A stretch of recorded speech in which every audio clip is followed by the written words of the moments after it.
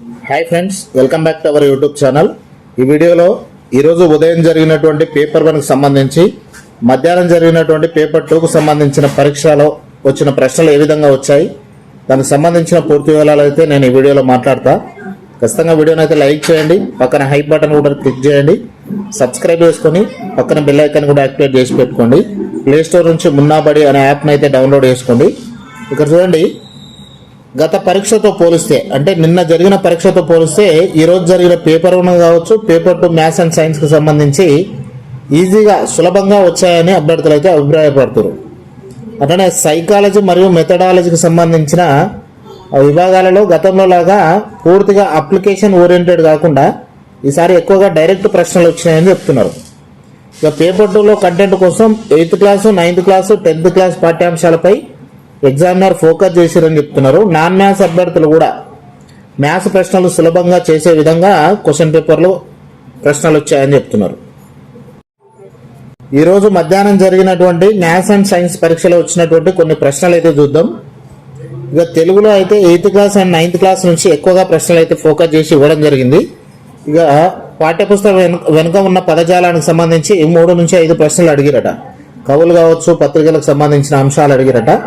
ఇక్కడ చూడండి, కాకతీయ పత్రికను నడిపించింది ఎవరు? పివి నరసింహారావు. కేసరి పదానికి నానర్థాలు: సింహము, గుర్రము, శ్రేష్ఠుడు. ప్రతిపద్య చమత్కార కవి ఎవరు? చేమకూర వెంకట కవి. మంజీర నాదాలు రాసిన కవి ఎవరు? వేముగంటి. సిటీ లైఫ్ అనే కవిత ఏ సిటీపై రాశారు? హైదరాబాద్. ఇక సమాసానికి సంబంధించి జలధరము, జలమును ధరించినది ద్వితీయ తత్పురుష సమాసం. సంశ్లేష వాక్యం, చేకానప్రాస అలంకారం, తేటగీతి గణాలపై ప్రశ్నలు వచ్చినాయంట. కేదరము అర్థమైందని అడిగిరు, పొలము. శబ్దము పదానికి అర్థమైందని అడిగిరు, కోణము. సంధి విడదీసే విభాగంలో అన్వస్త్రము, అను ప్లస్ అస్త్రము, యనాదేశ సంధి. ఈ విధమైన ప్రశ్నలు తెలుగుకు సంబంధించి వచ్చినాయి. తర్వాత బయాలజీ మరియు సైన్స్కి సంబంధించి కీళ్లు కలిగిన జీవులు ఏవి అని అడిగినట్ట. ఆర్థోపోడా. బయోగ్యాస్, జ్ఞానేంద్రియాల 9th క్లాస్ లెసన్కి సంబంధించి సెరికల్చర్, పట్టుపురుగుల పెంపకానికి సంబంధించి వీటిపై ప్రశ్నలు వచ్చినాయంట. విటమిన్లకు సంబంధించి జతపరచండి అనే కాన్సెప్ట్లో ఒక ప్రశ్న ఇచ్చారంట. పునరుద్ధరింపదగిన వనరులపై ప్రశ్నలు.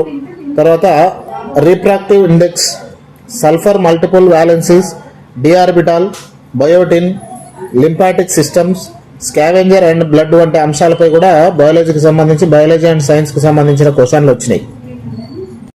సైకాలజీకి సంబంధించి ఆర్టీ 2009కి సంబంధించి ఒక క్వశ్చన్ వచ్చింది.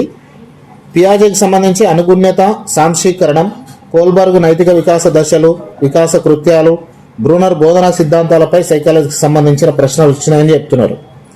ఇంగ్లీష్ చూసుకుంటే articles, prepositions, incorrect spellings, active passive voice, direct indirect speech, degrees of comparison, sentence sequence orders. Passage సులభంగానే ఉన్న కంప్యూటర్ స్క్రీన్ పై స్క్రోలింగ్ చేయడం వల్ల కొంత సమయం అయితే వేస్ట్ అయిందని చెప్తున్నారు. మ్యాథ్స్కి సంబంధించి రాంబాక్స్కు సంబంధించి 3 క్యూబ్లను కరిగించి ఒక క్యూబ్గా చేస్తే వచ్చే టోటల్ సర్ఫేస్ ఏరియా కనుగోవడం. తర్వాత ట్రిగనోమెట్రీ నుంచి 3 ప్రశ్నలు వచ్చినాయంట. హెక్సగాన్, యాక్సిస్ ఆఫ్ సిమెట్రీ, బాజనీయ సూత్రాలు, వీటిపై కూడా క్వశ్చన్లు వచ్చినాయంట. డిస్కౌంట్స్, ఇంట్రెస్ట్, ప్రాబబిలిటీ, ఫ్రాక్షన్స్, ఆరోహణ క్రమానికి సంబంధించిన ప్రశ్నలు వచ్చినాయంట. టెక్స్ట్ బుక్లోనే డైరెక్ట్ ప్రశ్నలే ఎక్కువగా కనిపించినాయని చెప్తున్నారు మ్యాథ్స్కి సంబంధించి. ఈ విధంగా అయితే పేపర్ 2 మ్యాథ్స్ అండ్ సైన్స్ ఈరోజు జరిగిన పేపర్ అయితే వచ్చిందని చెప్తున్నారు. అట్లనే ఉదయం వచ్చినటువంటి క్వశ్చన్స్ అయితే ఒకసారి చూద్దాం. తెలుగుకు సంబంధించి 2 అర్థవంతమైన పదాల కలయికని ఏమంటారని ఒక క్వశ్చన్ వచ్చింది. దాని సమాసం అంటారు. అవ్యయాలను గుర్తించడం, అమ్మో, ఆహా, ఈ విధమైన ప్రశ్న ఒకటి వచ్చిందంట. ఓరి అనేది ఏ విభక్తి? సంబోధన ప్రథమ విభక్తి. నారాయణ మకుటం గల శతకం ఏది? నారాయణ శతకం. బసపురాణం ఎవరి రచన? పాల్కురికి సోమనాథ్ ఉంది. పద్యం మరియు గద్యానికి సంబంధించి గణపతి దేవుని పాలన గురించి 5 లైన్లు ఇచ్చి సులభంగానే అడిగిరంట. పరుష అక్షరాలను గుర్తించడం, పొట్లపల్లి రామారావు గారి గ్రామం గురించి. గొల్లసుద్దులు అనేది ఏ కళారూపం అంటే జానపద కళారూపం. హరిత్వ అనేది అర్థమైంది? సింహం. సంధ్య అనడానికి ప్రకృతి పదం సంధ్య. ఈ విధంగా అయితే ప్రశ్నలు వచ్చినాయి. ఈవీఎస్ అండ్ సోషల్ స్టడీస్కి సంబంధించి పశ్చిమ పవనాల వల్ల పశ్చిమ యూరోప్లో సంవత్సరం అంతా వర్షాలు కురవడం, శివాలిక్ శ్రేణుల్లో రాళ్ల రకం గులకరాళ్ళు. రుద్రమాదేవి కాలంలో సందర్శించిన విదేశీ యాత్రికులు ఎవరు? Marco polo.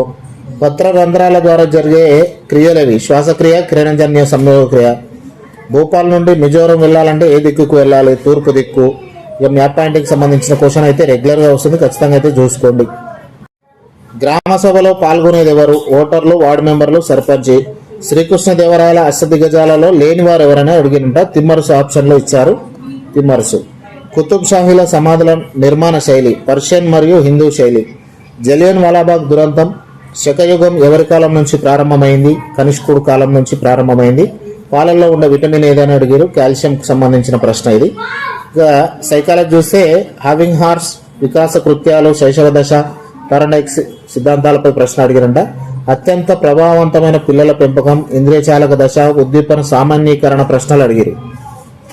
ఇక మ్యాథ్స్కి సంబంధించి ఆరోహణ క్రమం, లాభం, లాభ నష్టం, చతురస్ర వైశాల్యం. ఒక ఘనం ఉపరితల వైశాల్యం 1944 అయితే దాని ఘన పరిమాణం కనుగొనడం ఏ ఫార్ములా అని అడిగిరంట. 21 నుంచి 40 వరకు ఉండే సంయుక్త సంఖ్యల మధ్యగతం కనుగొనడం వంటి ప్రశ్నలు అయితే మ్యాథ్స్కి సంబంధించి అడిగిరంట.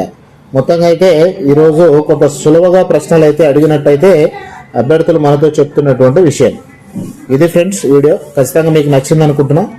ఈ విధంగా దీన్ని బేస్ చేసుకొని రేపు రాయబోయే పేపర్ 2కి సంబంధించిన మ్యాథ్స్ ఎగ్జామ్ మార్నింగ్ సెషన్ ఉంది, ఆఫ్టర్నూన్ సెషన్ ఉంది. ఖచ్చితంగా వీటిని బేస్ చేసుకొని ఆ విధంగా ప్రిపేర్ అయిపోండి. ఇది ఒక అవగాహన కోసం మాత్రమే ఈ వీడియో. ఖచ్చితంగా నచ్చితే లైక్ చేయండి, హై బటన్ పై నొక్కండి, సబ్స్క్రైబ్ చేసుకోండి. ప్లేస్టోర్ నుంచి మున్నాబడి అనే యాప్ని అయితే డౌన్లోడ్ చేసుకోండి పక్కా.